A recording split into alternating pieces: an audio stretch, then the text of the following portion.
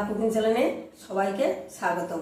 আজকে একটা শাকের রেসিপি শেয়ার করব, সেটা হলো পাট শাক। বছরের প্রথমে পাট শাক আপনাদের কাকু নিয়ে চলে এসেছে। এই পাট শাক রান্না করব বিউলির ডালির বড়ি দিয়ে, খেতে কিন্তু খুবই ভালো লাগে।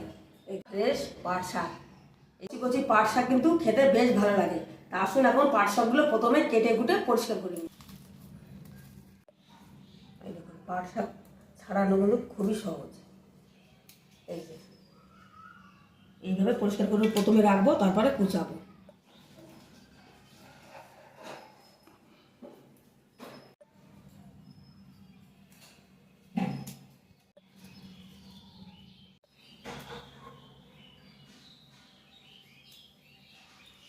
এগুলো পরিষ্কার করে বেছে নিয়েছি, এখন কুচে ধুয়ে নিয়ে চলে আসছি। এগুলো বাদ গেছে, কত কচি দেবো, এই দেখুন খুবই কচি পাট শাকগুলো কুচি নিয়ে চলে এসেছি। এখন পাট শাকটা রান্না করবো। সাদা তেল,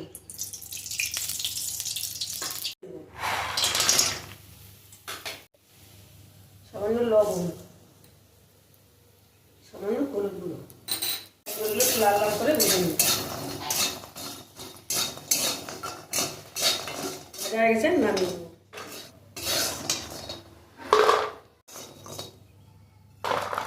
এগুলো খুব ভালো করে ভেজে নিয়েছি। এখন পাট শাকে ফোড়ন করে নেব। তেল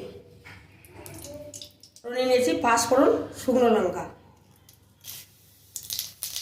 রসুন কুচি।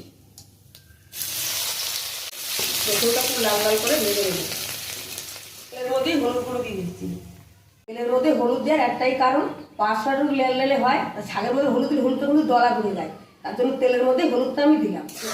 রসুনটা কত সুন্দর লাল লাল করে ভেজে নিচ্ছি। লাল লাল করে রসুনটা ভেজে নিলে ভালো হয়। খুব ভালো করে মিশিয়ে নেব। শাকটা ভাজা হচ্ছে, একটা লঙ্কা দিব। আজকে আমি বেশি লঙ্কা দিচ্ছি না, আর পাট শাকে বেশি লঙ্কা দিতে নেই। খুব ভালো করে নেড়ে নিয়েছি পাট শাক, ভালো করে মিশিয়ে দেবো। ভেজে রাখা ডালের বড়িগুলো দিয়ে দেবো। এখন একটু ঢাকা দিয়ে দেবো। দেখবো শাকটা সিদ্ধ হয়েছে। শাকটা খুব সুন্দর সিদ্ধ হয়ে গেছে, বড়িগুলো সিদ্ধ হয়ে গেছে। কিছুটা পরিমাণে চিনি, পাট শাক হালকা তিতকুড়ি হয়, ওই জন্য চিনির পরিমাণটা একটু বেশি দিলাম। এখন একটু এইভাবে দু একটা বড়ি ভেঙে ছিঁড়ে ঘেটে ঘুটে দেবে, খেতে ভালো লাগবে। হয়ে গেছে, এখন নামিয়ে নেবো।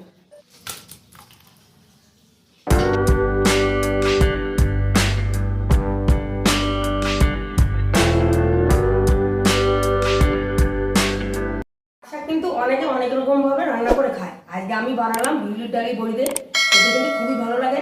আপনারা কিভাবে রান্না করে খান অবশ্যই কমেন্টে জানাবেন। আর ভিডিওটা ভালো লাগলে সাবস্ক্রাইব করে আমার পাশে থাকবেন। দেখা হচ্ছে পরের ভিডিও।